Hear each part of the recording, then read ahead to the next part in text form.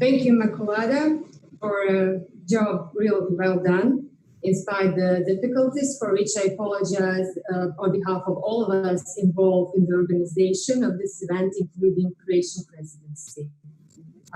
We are hoping to have a much smoother stream from now on and to catch up with the timeline that we have foreseen in the agenda. We're now moving on to the second session today on the role of research infrastructures in regional development.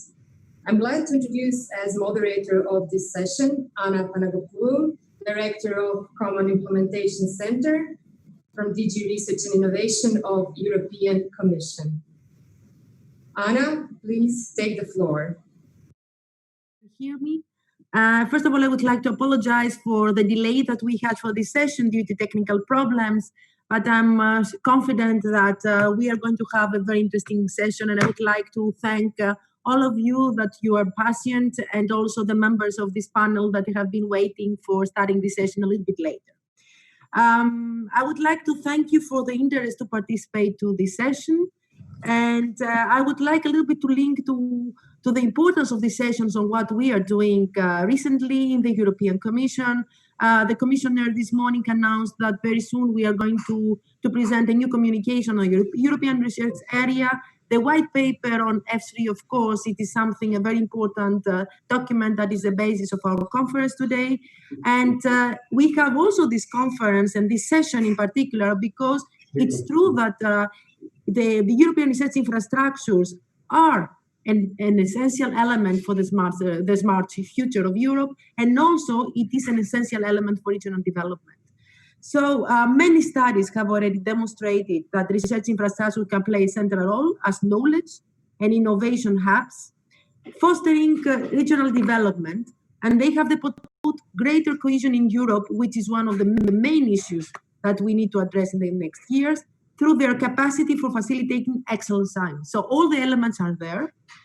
And we have many examples around Europe, and we have many members of this panel today that they can demonstrate, they can speak about the examples around Europe, where regional smart specialization strategy has been including investments on research infrastructures, on research and innovation, and that gave a very good successful examples. However, for effective implementation of these strategies and for these investments to help to realize the full research potential, but also to promote the regional competitiveness and development, we need to address some bottlenecks that they are still there.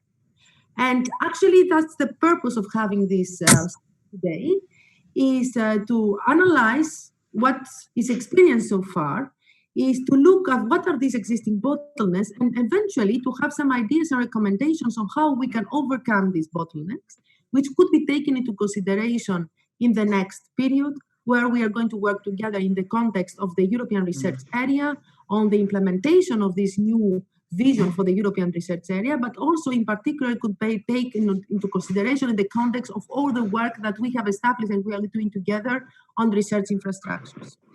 So I'm very happy that today we have 6 excellent speakers.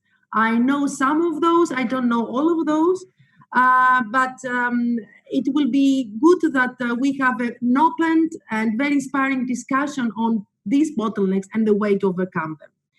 I would like, first of all, to start with Karina Angelieva, the Deputy Minister of Education for Education and Science in Bulgaria, which is invited today with us. I'm very happy to have Karina with us today. We met in the past in different contexts to introduce the panel and to set the scene. Before I give the floor to Karina, just to say that there is a guiding question for this panel. And the guiding question is for the participants to this panel: how to accelerate the development exploitation of European research infrastructures as regional knowledge and innovation hubs, boosting their role as drivers of economic growth, social and environmental transition, and place-based innovation. So this is a question for all of you, and we are very happy during the session, during the interventions of the panelists that we have today, whether you can reflect on this, and then you will be able to react also to this question. So, Karina, Thank you for being with us. The floor is yours. Hello, everyone. Hello, Anna.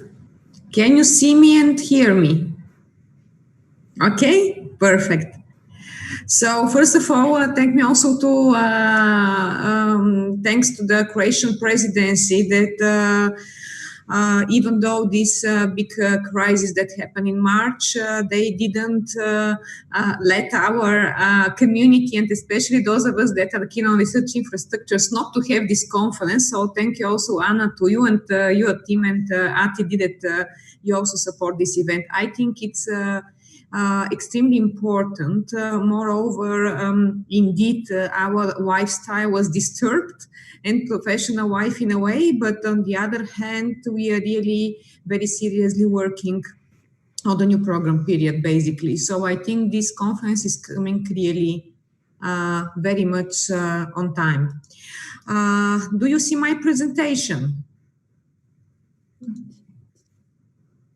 I don't see it. I don't know whether you have shared it already.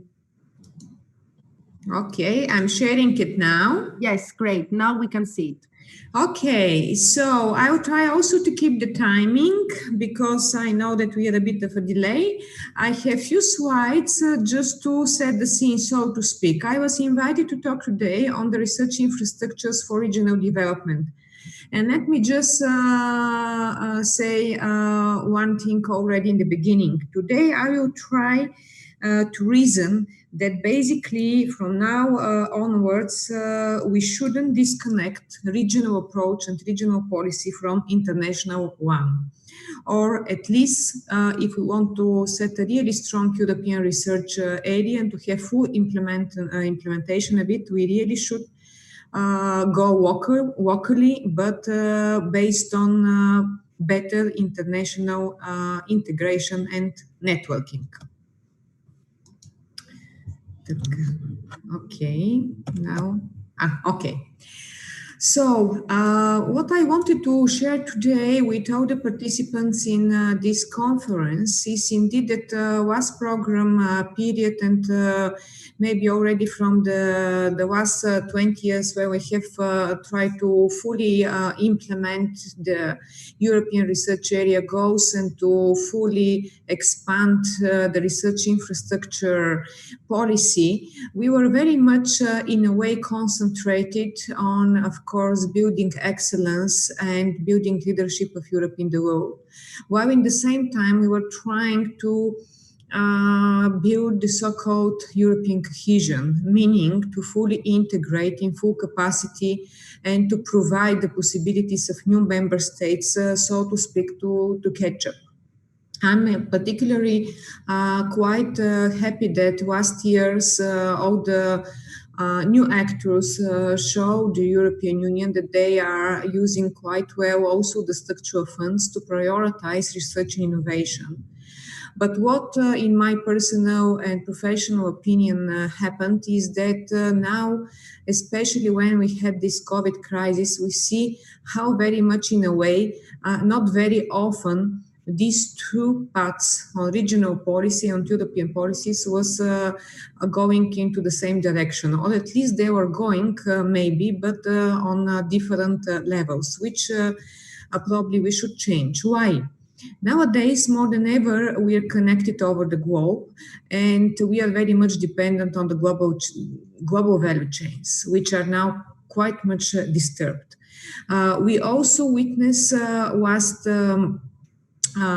several years some deepening of regional discrepancies, including poverty. We have a slowdown of innovation in many regions, and last but not least, you know that from several years we are talking for a new type of brain drain or migration, meaning from the periphery of Europe to the West. Even now we read more and more about in different documents and also in the white paper of Esfri that it's still existing this excellence gap. That's why we really should pose today the question where we are, and are we really ready on local, regional, national and European level to have the resources, the quality, and to provide the security and the sustainability to our citizens. So that first and more important, to assure that we can self-sustain our own value chains in Europe, but also to take somehow lesson from this global pandemic crisis, and basically to bring Europe and especially European research and innovation up to the leadership in the whole world. Why not? And in this endeavor, I believe that research infrastructure are the cornerstone. They are not only the cornerstone of the European research area, but basically the research infrastructures are the backbone of the revitalization of the economy, sustainability, and human resources. Indeed, it's very important, though, these research infrastructures to be anchored in a regional context, and to provide support and development for the citizens and economies all over European Union. Or as our commissioner talked in the beginning of this conference today, indeed we need this inclusive approach. And why do we need this regionally anchored research and infrastructures? It is because only having capacities and excellent capacities all over Europe, we really can tap the potential and the talents and the critical mass all over Europe. That's why my appeal is to start to think from cohesion to connectedness and to internationalization. Only allowing all those three very important and crucial policies, we can go quicker out of this crisis. Why we need common European approach those towards research infrastructures? The reasons are many. I wanted just to flag out several of them. Of course, it is clear, and this should be absolutely embedded and rooted into the European policy and also political understanding in each member state, that we need to improve the capacity for research excellence everywhere. And this is something we were missing last years, because we were reasoning regional policy, building in a way of capacity to tackle problems and to prioritize and to help SMEs and companies in the regions. But now we see 10 years later that the approach to divide or to split, research excellence from trying to build an innovative economy just is not working.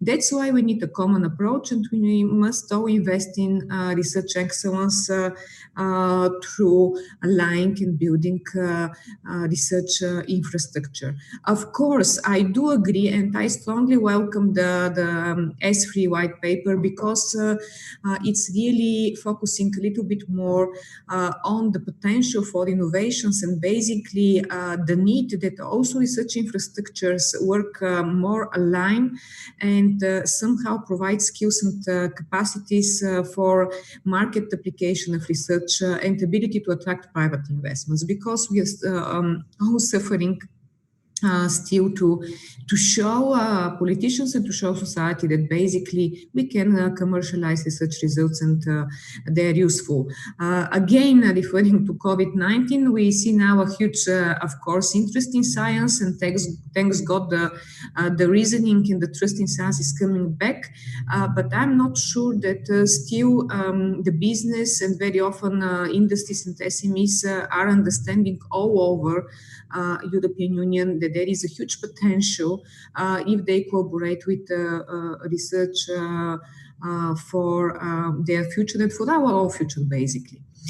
So for me, it's indeed extremely important to also increase the scientific impact of our investments, and this can be much better done if we are all connected together and we invest in our research infrastructures to be part of the pan-European research infrastructures. But as Anna said today, we have a question to address: how to accelerate the development and exploitation of European research and infrastructures, and basically to connect them and link them with the regional policy and smart specialization.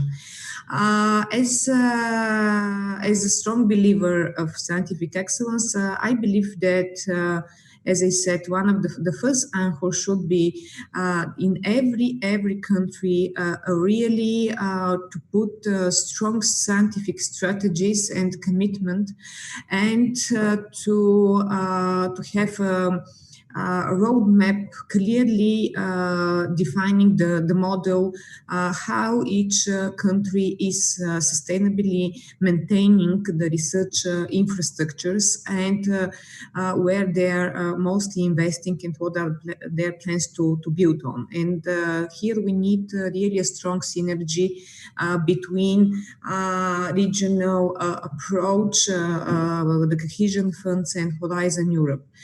Then are coming the smart specialization strategies. This is a bit tricky, and I think that we should maybe change a little bit also our modus operandi.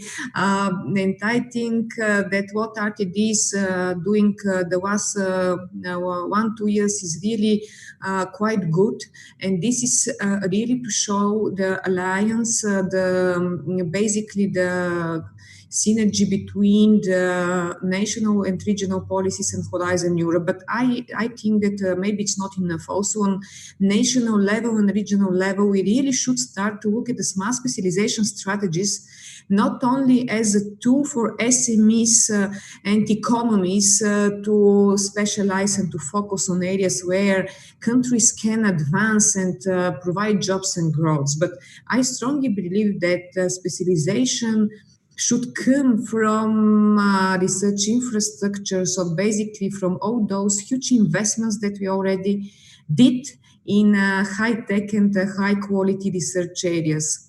So far, at least in many countries I monitor this, including Bulgaria, we are suffering a bit from these two ways of thinking. Research per se is for research and it's for fundamental science, and innovations needs services, better services and better opportunities for small and medium enterprises. But now we see that when it's up to quality of life, to the future of the planet and of human beings and also of the nature, when you're talking for the Green Deal, we see how much we are connected, and here we really should see how we could basically have a stronger focus and embedding research in infrastructures in the new smart specialization strategies.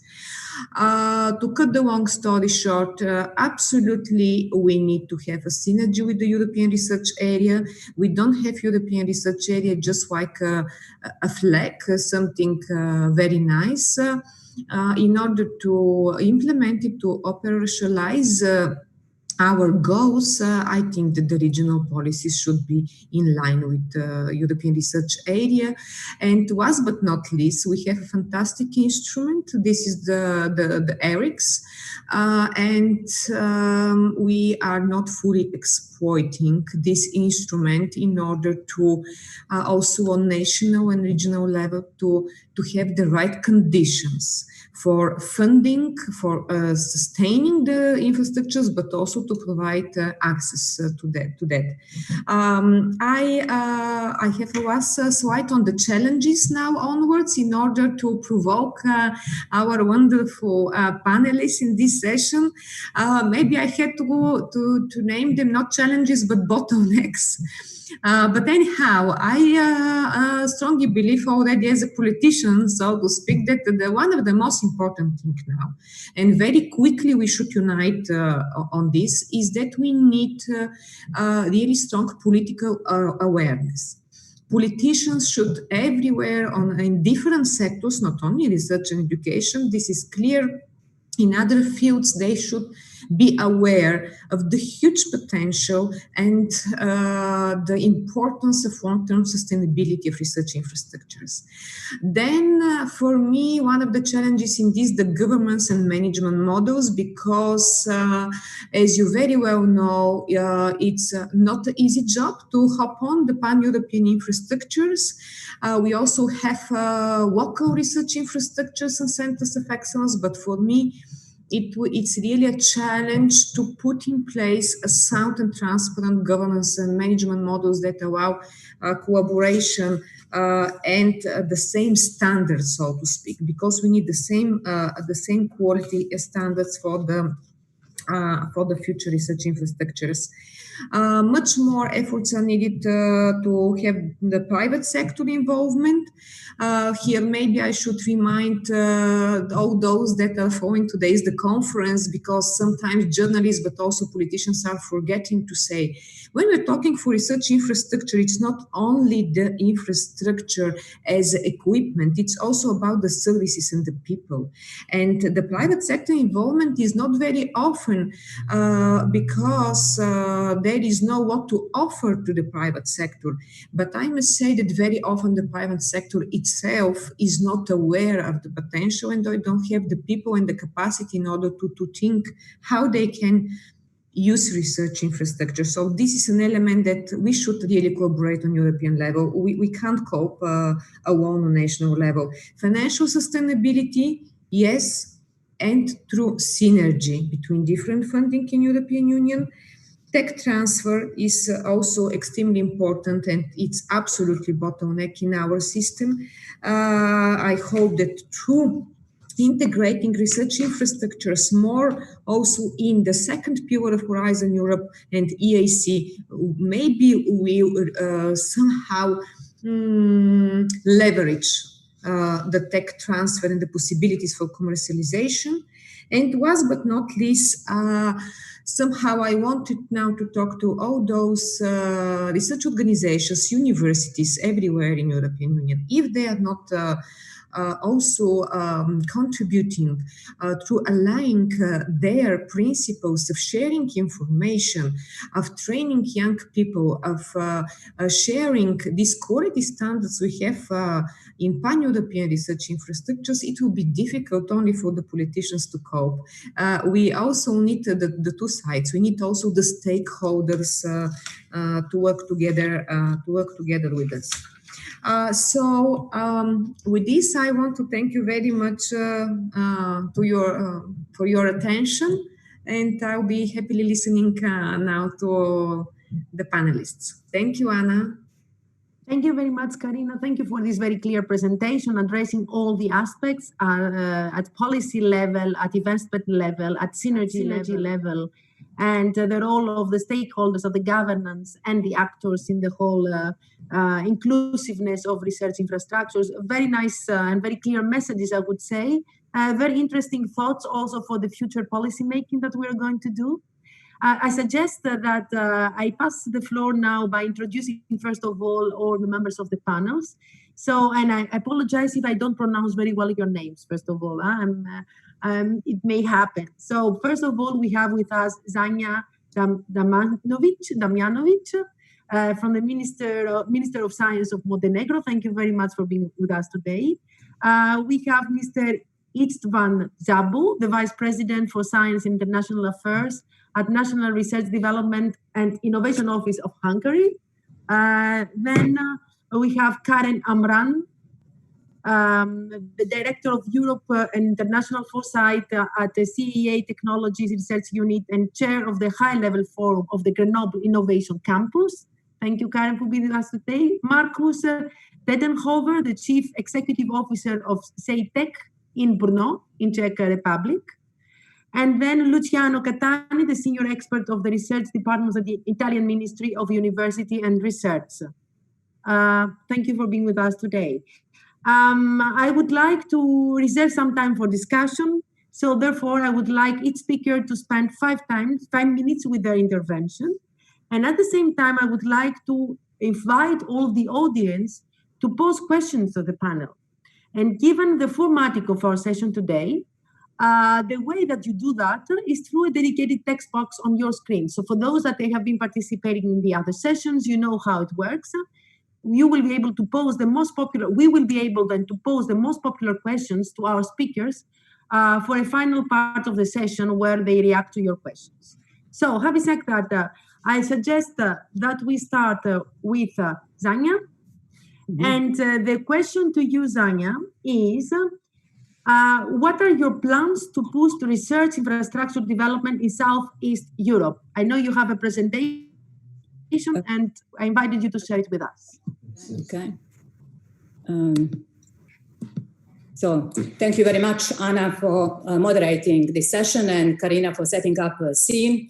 Ladies and gentlemen, it is my great pleasure to present the new European research infrastructure, which is meant for the region of Southeast Europe and which has a strong pan-European potential, SEEIST project. Today, I'm addressing you not only as a Minister of Science of Montenegro, but as a Chairperson of Intergovernmental SEEIST Steering Committee. Namely, the core of the SEEIST project is a state-of-the-art cancer therapy research infrastructure. So there are two basic strategic objectives of our project: fighting against cancer, which is top priority for our society, and therefore there is a strong need to develop advanced cancer therapy with ion beams, which today presents the most modern and most powerful method to treat large number of tumor types. The other important objective of our project is to build international cooperation and scientific capacity in Southeast Europe. Namely, with the help of 18 European research centers in clinics, we are developing research infrastructure which is based on excellence throughout, because this is the only way that the Southeast Europe achieve their goal, namely to recover the great tradition in technological development which we had in the past, and to cope with our presently largest economical loss, which is brain drain. Namely, in the world, there are only 12 machines of such type, only 4 in Europe. However, SEEIST project is not going to be just fifth in Europe. Our SEEIST project is going to be unique in the world because 50% of the beam time we are going to dedicate to research. There are other unique features of our project, and these are multidisciplinary research with heavy ions at one place, breakthrough in technology, and science diplomacy. Now, coming to the research part, we are going to offer and enable preclinical, clinical research, including clinical trials, industrial research, material research, ultra-high dose rates, flash. However, all these research components at one place will be cutting edge, innovative, and novel, thanks to the breakthrough in technology. I mentioned there are only 4 machines of such type in Europe, but they are based on technology from the last century. So what we are going to do, we are going to push or boost a multi-ion synchrotron, which is going to use not only protons and carbons, but many other ion species, like what BioLia at CERN wanted originally to do. Then we are boosting much more compact and much cheaper, this time superconducting synchrotron with other superconducting elements like superconducting gantry, which is big magnet. And our machine is going to be much faster with higher beam intensity, meaning that we will be able to treat even larger type of tumors. Now, with all this, what we are going to do, we are going to bring back Europe the lead position in this field. Now, after CERN and Sesame, SEEIST project is the third concrete example of science diplomacy. A lot of progress has been made also on political scene, with declaration signed end of 2017 by 8 countries. Then last year, memorandum of cooperation was signed by 6 prime ministers of our region, and most recently, we also got political support by the Swiss government to help us establishing science diplomacy roadmap. With the strong support of 18 European research centers and clinics, among them CEN, GSI, INFN, 4 existing clinics in Europe and other, we are going to revive our technological tradition in our region. Now I come to the timeline of the project. Quite a lot of progress has already been made. We have a concept study, 100 pages document with a mini business plan, which was recently published as a CEN Yellow Report. Thanks to the help of European Commission, DG RTD, we started design of our project. We are now preparing application for Esfri roadmap, which will be the first project from our region to come hopefully on this list. And by the beginning of 2021, we will know also the site of this project.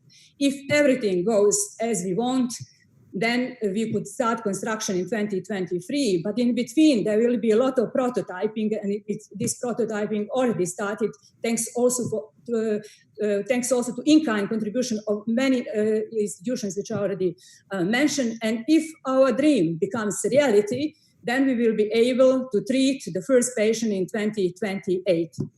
For SEEIST, up to 200 million is required to guarantee competitivity in Europe.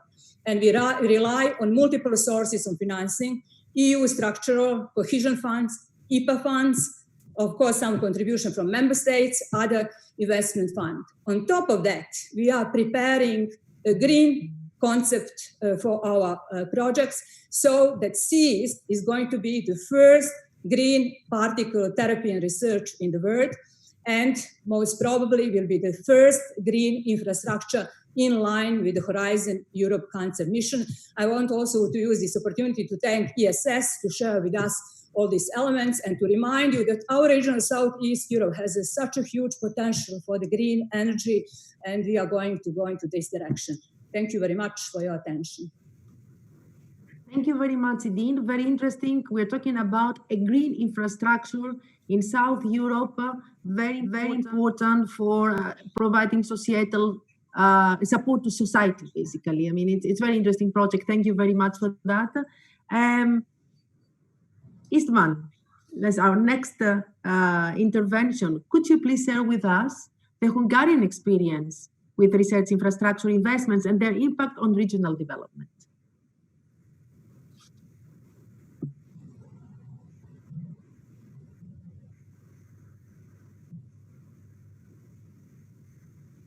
István, can you hear us? No?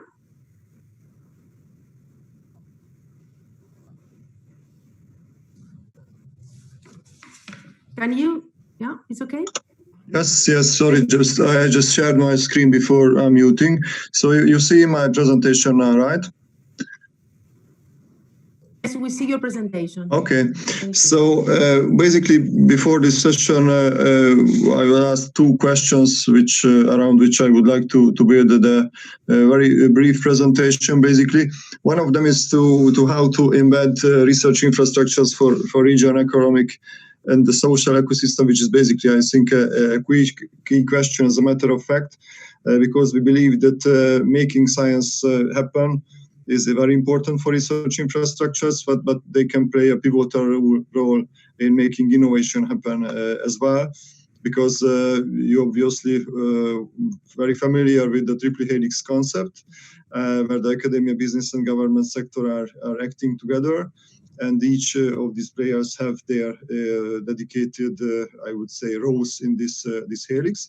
And we see that the research infrastructures can act as common grounds for making these initiatives happen. For instance, for research infrastructure supply, the business sector can contribute with high value-added activities, which will enhance the scientific level of the research infrastructure through the industrial contributions. The government is acting as a legal framework, the entity, and of course is helping the financing of the research infrastructure and also the connection of these members. And the academic sector is again a very key role. because we see that in many cases for SMEs, it's not necessarily worth to have in-house research, I would say.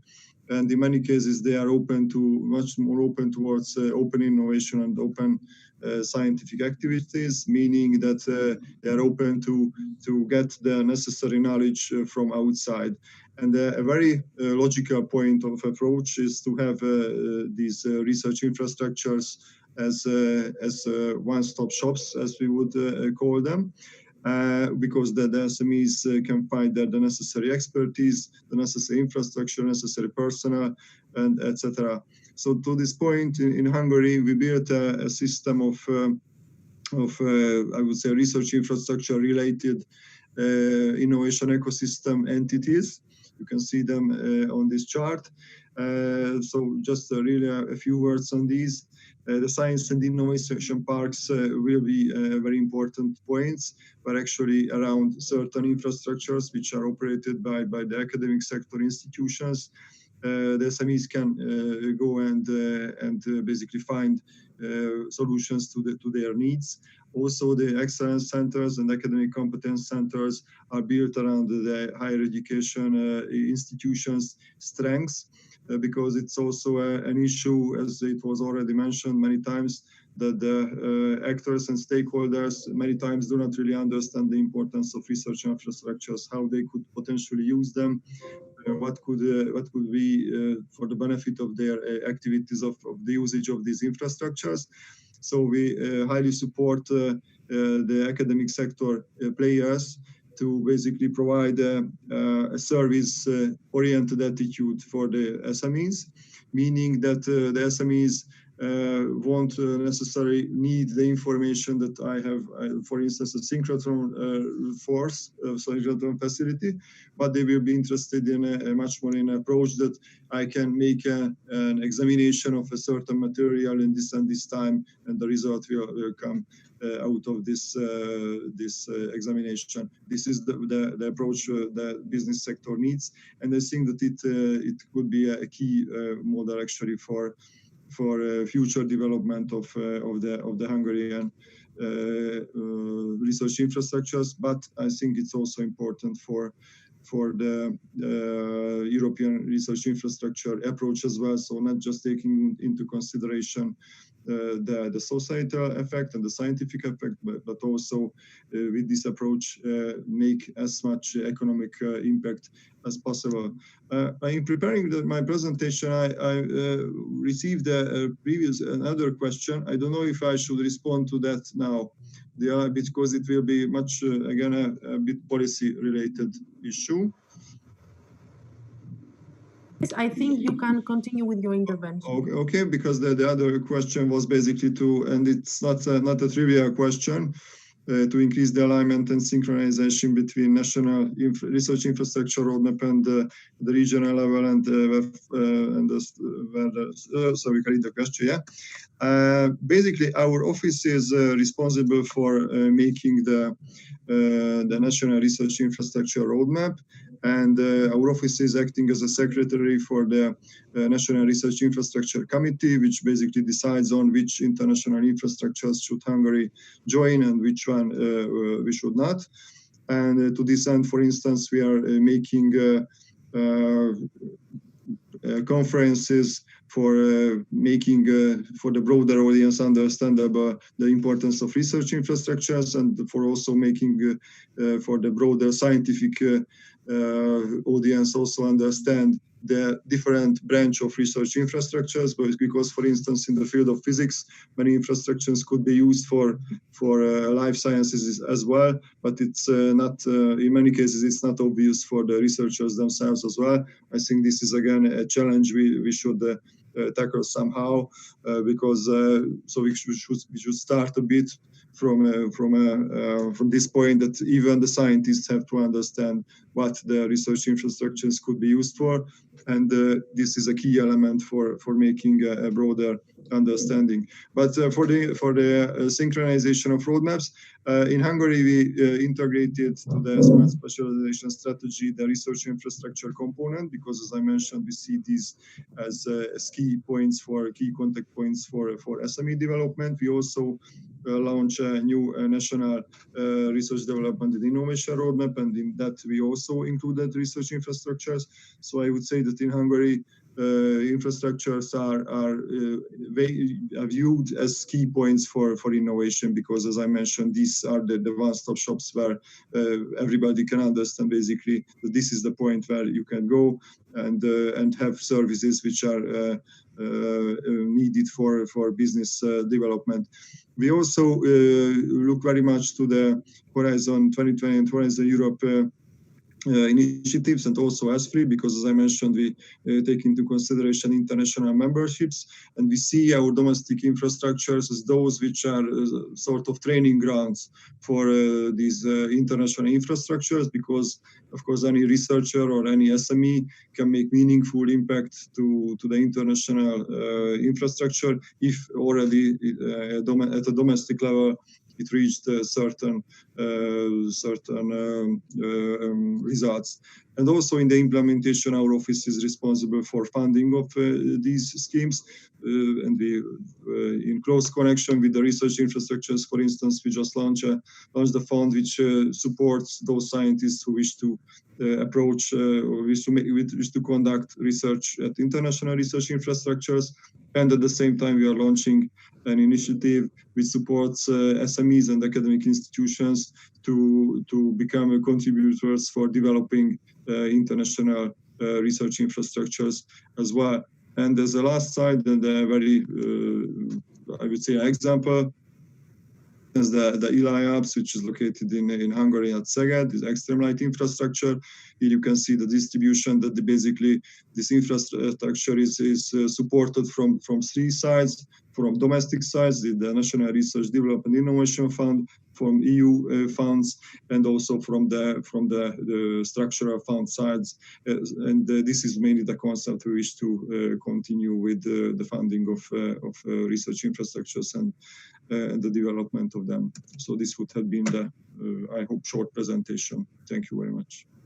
Thank you very much. Indeed, a short and very concise presentation. Thank you, Data, focusing on the role of infrastructures as part of the ecosystem where you promote the synergy between academia, business, and government, and also the synergies between the different funding instruments that exist through the strategy, through your national strategy, and also in collaboration with the Horizon Europe funds, and also through the Esfri channel for financing and establishing the important infrastructures in Hungary. Thank you very much for that.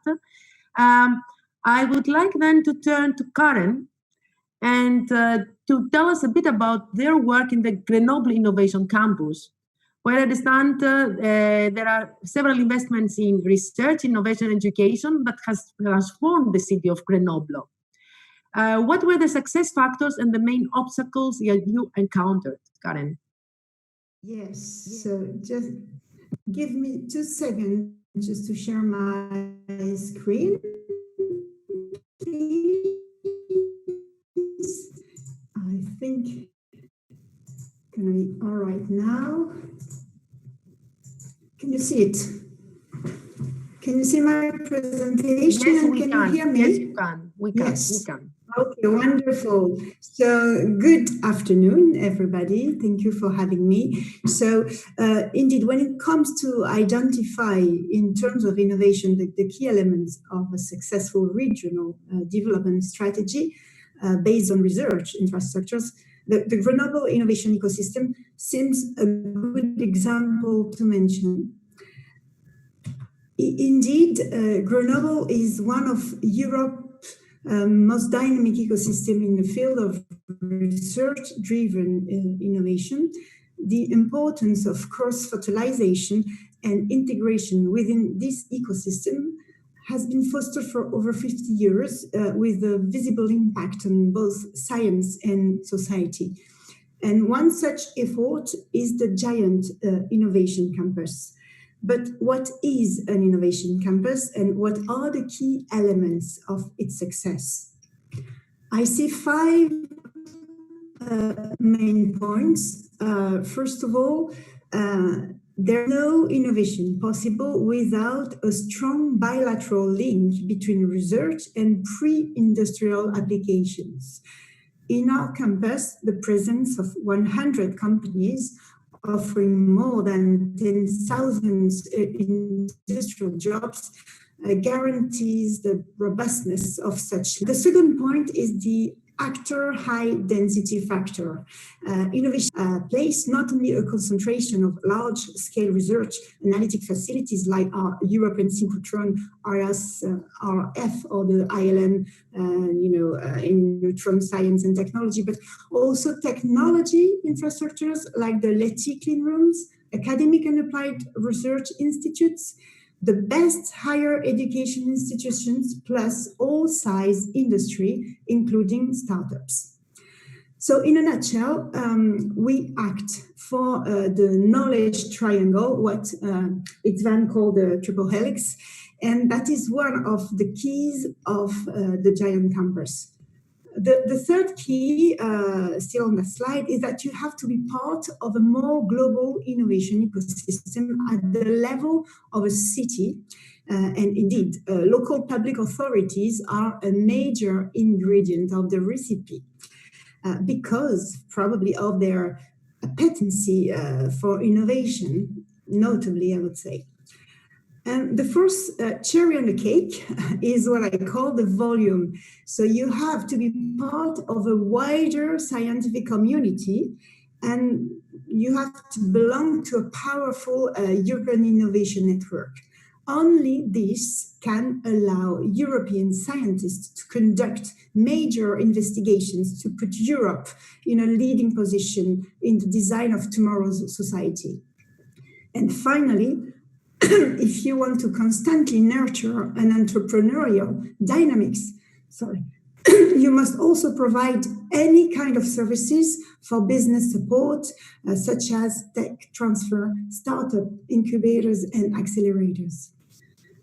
On this point, I'm fully aligned with what you said, Karina, at the beginning of the session.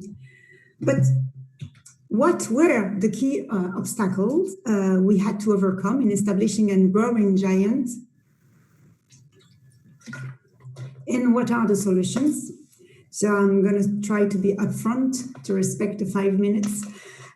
So I have to say that starting from scratch now would be really, really difficult. So you need investments to ensure the sustainability of the existing innovation campus. And so the first thing is to maintain excellence for science and technology with and international level. Another difficulty is to stay attractive. You have to attract talents. You need to be able to welcome new inhabitants. And so you have to be open to new cultures. You have to develop new transport infrastructures and so on. So the solutions, first, of course, a strong alignment between regional, national, and European innovation policies, and the perpetual requests for a better synergy between all the funds. These combined agreements and combined supports are crucial, as you have to upgrade incessantly your research and technology infrastructures so that they remain cutting edge, open, shared, accessible, and to science and industry, including SMEs. So for my last recommendation, do not take it for granted. And this is what we do here in Giant. And this is why in 2012, we created a program called the High Level Forum, which is an international innovation ecosystem community devoted to learning from each other.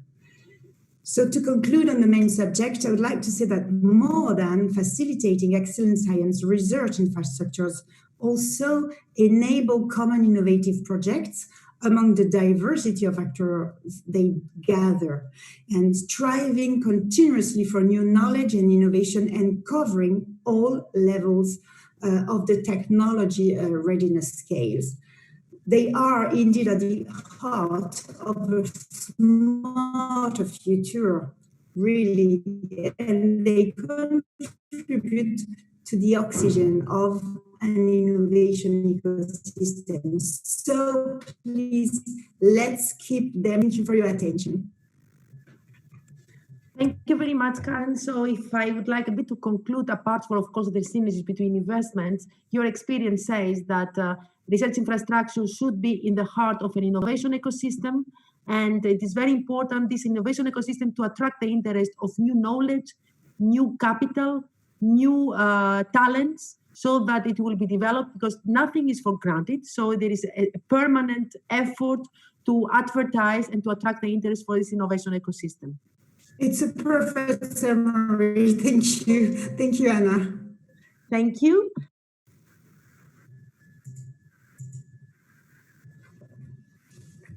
I would like now to pass to Marcus to present his experience from SEEIIST in Brno. I was in Brno and I was really impressed, I have to say. So Marcus, what is your experience with the effectively embedding research infrastructure in the regional socioeconomic context, and how to reconcile national priorities with their implementation at regional level? Thank you for the opportunity to speak today, and I'd like to thank the Croatian Presidency for the invitation and tell you a little bit of a little introduction of SEEIIST, not too long, but I'd like to address the key questions. Now, SEEIIST, which is the organization I represent, is a regional research consortium and alliance of principally universities in the city of Brno in the Czech Republic. SEEIIST itself was founded in 2011, principally from structural funds with the ambitions of doing excellent science in the region, but having reach throughout Europe. Now, we also cover life science and material science, and we have about 550 active researchers. So it's a very robust, active community. Now, the question at hand were posed today to me were two, and I thought I would take an approach to this which looks at the research infrastructure itself and how it's embedded within the regional socioeconomic context. Now, if we think about the new mission, or this mission of engagement with our local community, you have to realize that of course the research infrastructure is in a particular place. It's in a city, it's in a region. Now, if we look at a research infrastructure, it's got a great deal of equipment in it. It's got personnel that are very specialized in pursuing science. And yet, when we look at the actors such as citizens, as well as the political landscape in a city, as you can see on the screen, it's a different sort of reality. Their focus is a lot about what it's like to live there, the housing situation, the transport situation. And if we look at regional business, it's also another type of situation. So I thought I'd ask the question, how do they look at their particular environment? So what are their needs? What are the wants? So research, and of course this is very, I don't mean this very flippantly, just to put it in a few words, but I thought this is a good exercise to contrast the different viewpoints for these different organizations. So the needs for research infrastructures, yes, a lot of it is financing, because it's mainly financed from public sector, as is a city or region. It's tax revenue that is what's looked at. And tax revenue obviously comes from job creation and industries. And then industries, of course, what their needs are customers to buy their goods and services. But they also need from research infrastructure, so they anticipate talent. So qualified talent. What they want to the next level, well, for the research infrastructure, I would say recognition is one of the big things. Recognition for what they do, they discover, what they pursue. For the citizens or politicians in a region, it's public support and companies' growth. I think what this exercise does is it sort of highlights the different perspectives that these three different players have, or these three different entities along the triple helix have, and you can see they're quite distinct. But if we break this down a little bit more into infrastructure, know-how, and operations, what you'll also find is that the infrastructure for research institutions is more along the lines of discovery. So very early in the TRL levels, the city itself Well, it's very citizen-oriented. It may relate to buildings, it may relate to transport, it may relate to what type of smart sensors we could have. And then the industry is a scale-up process. So the tools that people use in these different settings are quite different. Their understanding or know-how is also very different, from fundamental, from the research institutes, to pragmatic and administrative in the cities, and then product or service oriented. And then finally, on the innovation side, there's really, for many local regional research infrastructures or institutes, there's limited exposure to innovation. Cities or regions, they may be more developed or less developed, and many of them have startup spaces for rent. And the business model is really customer driven for the most part. Now, what this basically says is that the different perspectives from these three different entities are very different. Their needs, their wants are very different. And it sort of underscores what others have said, but I'll just say it a bit more clearly. Representative dialogue between these regional actors, meaning sharing your needs and wants in an open discussion, I think is a really important element to actually having some kind of an impact from the perspective of research infrastructure to socioeconomic context. And I think shared goals is really clear. Articulating those shared goals would be one of the key things to understand the perspective of the individuals and their particular institutional context in which they operate. So the next question was really about the national level. So what's going on at the national level? And particularly the question that I was asked was on the implementation of research infrastructures. Now, starting from the beginning of a project such as SEEIIST, I understand some of the elements of how things begin.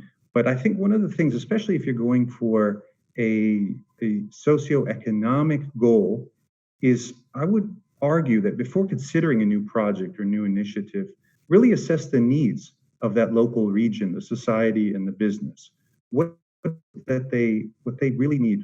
And also I would assess the skills that are currently available in the region. You can't import all of the skills externally. It's too cumbersome. You have to know what the strength is, which touches on the smart specialization notion, but what is the strength in know-how in that region? And then do a gap analysis. Where are the gaps? If you were to put a research infrastructure in place, would it fill this gap and have the chance of being successful? Now, there's obviously many risks. So good risk assessment would be important. And I don't mean necessarily just putting the risks on paper, but actually putting them on paper, addressing the actors and remedying the risks before a project starts. So address the risks. There's risks to procurement, there's risks to getting personnel, there's risks everywhere. How can you minimize these risks before you start? And one of the things that I'd like to highlight is where the research infrastructure is embedded operationally, does it have the governance capacity to really fulfill the goals that you set out to address? And clearly have those goals be measurable and have objectives set out. But of course, in order to achieve this, I think the national context is really important in developing policies, know-hows, guidances, offering training, show them how to get there. And if there's impasses on legislation, break through those, address those beforehand so that you can support the goals. But then again, I think assessment is really key. And an assessment of whether or not you can achieve those goals, whether you can get there, is important as the project, before the project starts, and as the project continues, and even after a final phase. Both in interim and post assessments by external experts, I think is very important because they don't have a particular interest other than the success of the project in real terms, rather than an embedded interest that would conflict with the project itself. Now, reward good behavior, I think, is important. And if you don't achieve those goals, I think there should be some negative consequences. Of course, giving the perspective of a project beforehand, meaning is their 5-year time horizon, is important to allow them to achieve the goals, showing the way to achieve those goals, and not necessarily switching abruptly to different agendas and so forth, because I think it takes a lot of planning in these particular institutes. But I think what's important is careful consideration if the socioeconomic benefits will be fulfilled for the region prior to funding. Now, let's take a look at the Institute itself. So in addressing a mission today, and we're in times where, from a regional perspective, we may be focused on smart specialization, which may address the strengths or try to address the strengths of the region. How do we balance this with a mission of scientific excellence at the European level? This is a regional or global. What is the mission? I'm not saying that there has to be one or the other. I think one of the previous speakers highlighted, I think we can do both, and I believe so too. But what that means for the hosting institution is that the operations, personnel, and so forth have to reflect those goals. So let me give you an example from some of the types of operations and how they're different. So in a typical academic setting, an academic institution, you may or may not have all three of the pillars of higher education, meaning education, research, and the societal challenges. For each of these, both the financing, whether it be yearly, multi-annual, or long-term, would be necessary, which is a different balance sheet, a different funding mechanism. Also, the outcomes. What are the people actually expected to do, whether they're teaching students, so how many students, or numbers of publication, quality publication, or startups. So there's different outcomes and different target goals that are part of the objective. And of course, you need that good and qualified for each of these. If you want excellent in research, okay, excellent researchers. Or if it's smart specialization that's regionally embedded, then there's a different set of skills. Now, how do we address this? We address this through these and processes. So this is really getting into the heart of this. I've touched on personnel, HR, human resources. Are the people trained? Do we have the ability to train them and push them into the right direction, steer that? If not, are there trainings available? We have open hiring to get the people in place in the region so we can fulfill it. Obviously, financial support is critical to fulfill those goals, and then monitoring again. Are we on track with the goals? Will we achieve the societal goals that we set out to do? We should publicize this both internally and externally. The internal worlds, the internal community must know where we're going, and it must be aligned with the external world. And then I'll just finally say, in order to achieve some of this, I think in-house in these research infrastructures, there needs to be a technology platform with skilled individuals from the industry that could connect with industry, that understand the industry from a technical point of view and how they think. And the same from a societal, the societal platform. Should be a platform inside the infrastructures from people who understand the challenges, be it environmental challenges or social challenges within the region that can help steer this, who have a mandate to go forward in these agendas. And I think foresight research is really important too in this case. So just to conclude, I believe that the host institution should operationally be equipped to fulfill the mission, which, as I said before, should be thought of prior to the initiation of one of these, but should also be clearly articulated both internally and externally. So I thank you. Thank you very much. It was very clear. And actually, if I try to retain three things out of it, first of all, it is very important, as you said, that it's not always very clear what will be the role of the research infrastructure, which is in many cases starts with basic research in the environment of a city where it's very much close to the society and to the business. Second, you suggested that before starting any project, it has to be very well assessed in relation to the risks. You clearly said it's not easy to attract the talents in some cases, but you have to have the talents there. You have to have the smart specialization and collaboration at regional level is extremely important. And I retain at the last part that the technology platform, there it has to be inclusive, it has to have the links to the business within the region, and also to be able to attract or to have the skilled people to do the work. I try to consolidate a little bit your presentation on that. And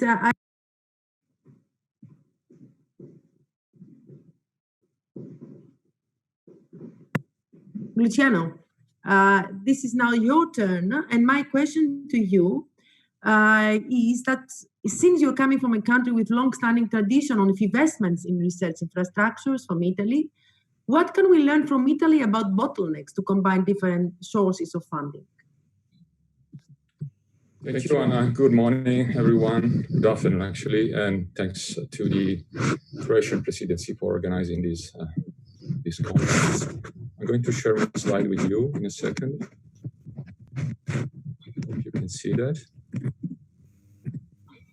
Can you see that? Can you see my slide? Very good, thank you.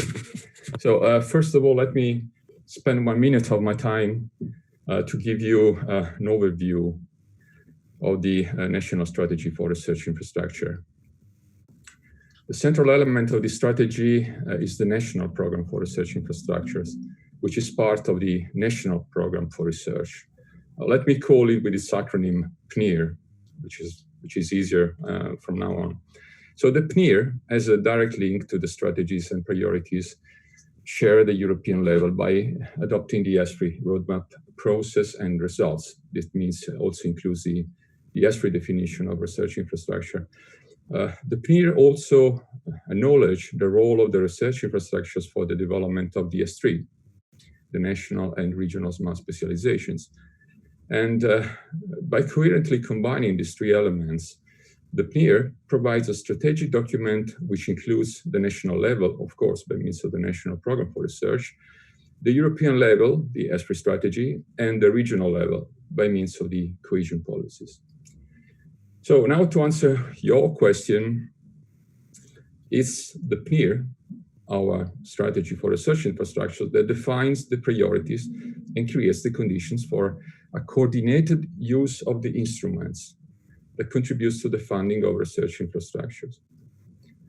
First, and you see the bullet 1 and 2 in my slide, are the block fundings, the institutional fundings that comes either directly from the ministry, and we have around 100 million euro per year to fund research infrastructure and support their development, the construction and the operation, or non-directly, that means through the public research organizations, because these research infrastructures are part of their program, research program, because they own or they manage these research infrastructures. Though they also fund, for instance, personnel, they fund the operation or fund the science studies in preparation for the new infrastructure. Of course, these two, the institutional funds does not create any bottlenecks in the creation of synergies, but problems appear when trying to implement the project-based funding using the funds that comes from the cohesion policy,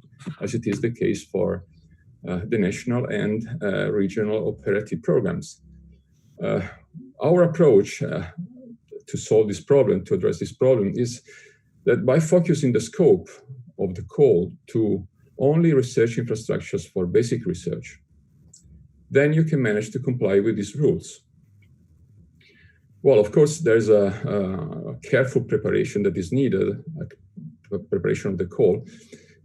Also, a careful monitoring in itinerary and ex ante and ex post of the project's implementation. Just to mention, you have to make sure that the infrastructure will be functioning for at least 10 years after the completion of the project.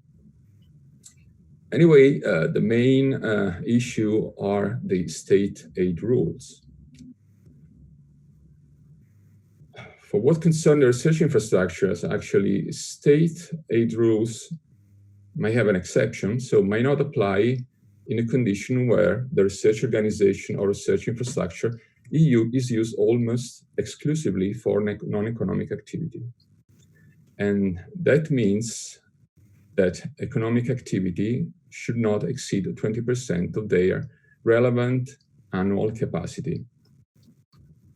So these are the solutions that we applied in preparing the call of our national operative program. The call is worth around 300 million and is funding 18 projects for upgrading our priority research infrastructure. So now concerning the condition for fostering alignment and synchronization between national and regional programs, I can see that the availability of a national roadmap, a national strategy for research infrastructure per se provides a means for developing the expected alignment and synchronization. I will not go through this through the slide in detail, but I present it to you just because I want to show you how the development of the PNIR was done in close consultation with the regions that indicated their own regional priorities to complement those collected with our initial survey. The main benefit of this shared process is that this list of priority research infrastructure is then available to the regions for funding projects in their operative programs. In fact, regional funds can be given only to infrastructures indicated as priority in the regional smart specialization strategies, or in the case this is not available, in the national multi-annual funding strategy for research infrastructures. This is a condition of so-called ex-ante conditionality. Finally, a word about the synchronization issue. Well, this is clearly an issue when funds from different sources are needed for instance, in the construction phase of a research infrastructure. In this case, it's important that the mutual reference between national and regional strategy is in place at the same time. The advantage of research infrastructure is that they are long-term initiatives with different phases of their life cycle. And this, of course, usually corresponds to different needs. So we can use a flexible way to creating synergies, that is sequential funding. It allows flexibility because funds of different nature can be used by research infrastructures in different time, in particular by selecting the proper fund for the proper need. So I conclude here. I just want to close mentioning that the new program for research infrastructure 2021-2027 is in preparation. It's expected to be published at the end, by the end of the year. And as for the previous round, we will start with a survey for updating the list of the national research infrastructures and for monitoring the progress of those already included in our list. Thank you. Thank you very much. Thank you very much for this very clear presentation, for sharing your experience. I see we have already some questions from the audience, and I would like to start with the first one. How to balance smart specialization of research infrastructures with shared nature of excellence, characterized by new research areas where everyone is trying to get impact? I'm just wondering who would like to reply this question. Maybe István? Yes, thank you, István. Yes, thank you. In Hungary, we basically adopted the Horizon Europe approach, and I think it's quite useful for this issue, because this means that we have formed three pillars of RDI in the RDI system. The first pillar is individual research, blue sky research. So basically, without any thematical restrictions, you can research whatever the researcher community accepts as meaningful activity. The third pillar, in the other part, is for business sector innovation, where we again believe that you can conduct any kind of innovation which is deemed as meaningful and will have a potential impact of innovation for the economy. Now, in the second pillar, that is the area where those initiatives which I mentioned are there, basically, where we think that these national labs and thematical excellence programs can contribute together towards some major challenges which were defined a bit from so not in a bottom-up approach, but from a top-down approach rather. But still, there is space for bottom-up approaches from institutional level as well. For the science, how to contribute to those activities which are relatively new and would like to take part in research. I think that if they can't fit to the thematical programs, then they can make it individually in the framework of the individual research programs, where of course research groups are also supported, or for the business sector innovation part. but in many cases it's quite good, and I think it's very beneficial for a country to have identifying those areas which are of particular interest for it. And I think this concept is very nicely aligned with the needs of the scientific community. So you basically can find your place, whatever kind of activity you would like to conduct. Thank you very much, István. I know that we're a bit late, but I would like to take the opportunity to ask the second question. How socio-ecological issues are addressed when developing regional innovation ecosystem? Maybe there I could see Sanja and Karen maybe to reply to that. Can we start with Sanja? Yes, thank you very much. I think the SEEIST project, which I just presented, is great example for that. For example, in 2017, when we were thinking what could be our infrastructure, we were mapping our common challenges in the region. And we are talking about a region with 40 million inhabitants. And the common challenges was health, which is part of SDG goals. And part of that, of course, cancer, which is top priority for our society. On top of that, how to then put that into the ecological issue, the part of operational cost is energy. So we were thinking about how our infrastructure could be in line with the Green Deal. And this is exactly the great example. You have you address the social issues, but at the same time, you also address ecological issue, and on top, of course, economical, because, for example, medical data, big data, and we are also building a large digital hub. And this digital hub will be green IT. So all these components can fit very nicely through this research infrastructure. So. Thank you. Karen, would you like to add something?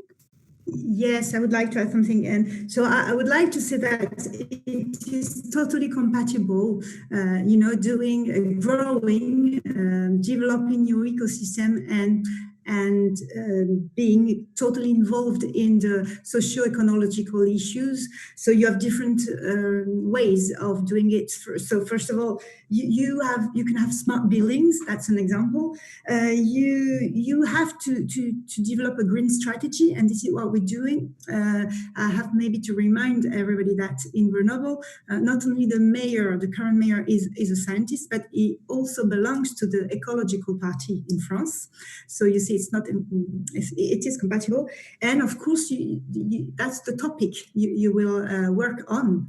And two examples, maybe we embed the Lytton Institute, which is the renewable energy institute in France, one of the biggest, and also with the research infrastructure, for example, what we do on neutrons. So we belong to larger community, and Lens is an example, and they recently issued a position paper explaining how important their contribution is belong to the Green Deal, developments. So it is totally compatible, absolutely.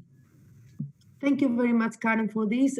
Before I close the session, I would like to ask if any of the panelists would like to intervene to the questions or to say something more. Yes, Karina, please.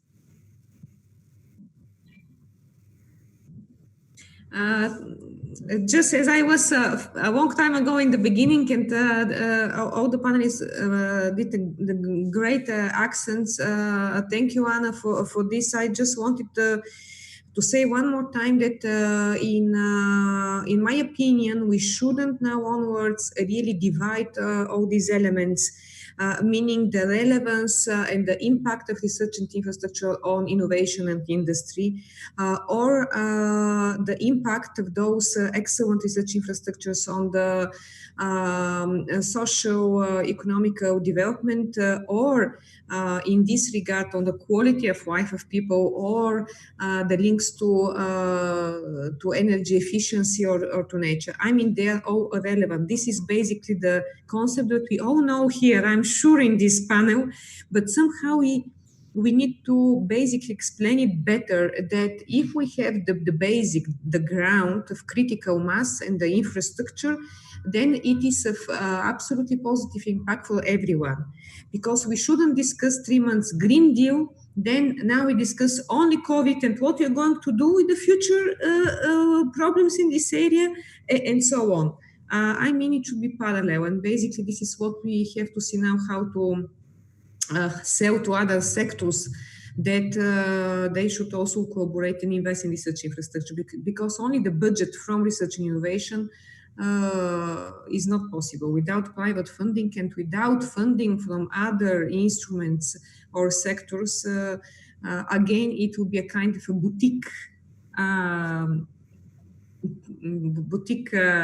I don't know, shop, which is not the point. I like one of the intervention that we should see at research infrastructures like one-stop shops to all the challenges we have nowadays. So thank you once again. It was really a pleasure to be here. Thank you very much. And with this, I would like to thank all of you, to thank the Croatian Presidency for organizing this conference and this event under the difficult circumstances that we have.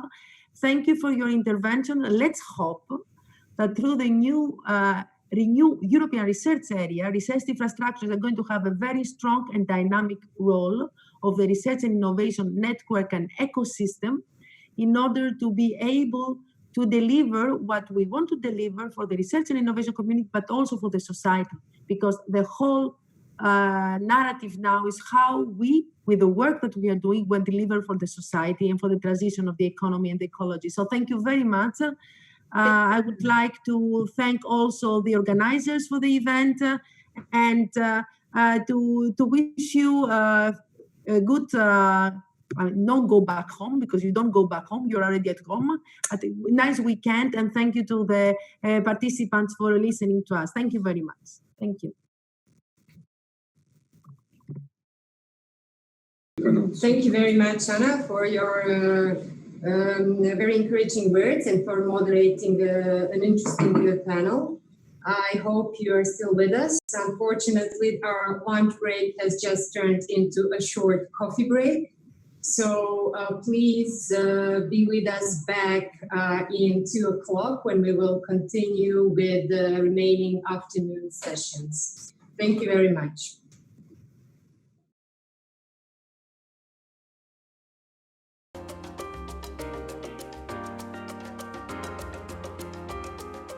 Dear colleagues, partners, dear friends, it is a great pleasure to present you the Esfri White Paper 2020, which we call Make Science Happen, and it presents new ambition for research infrastructures and the contribution of Esfri to the discussion on the European research area.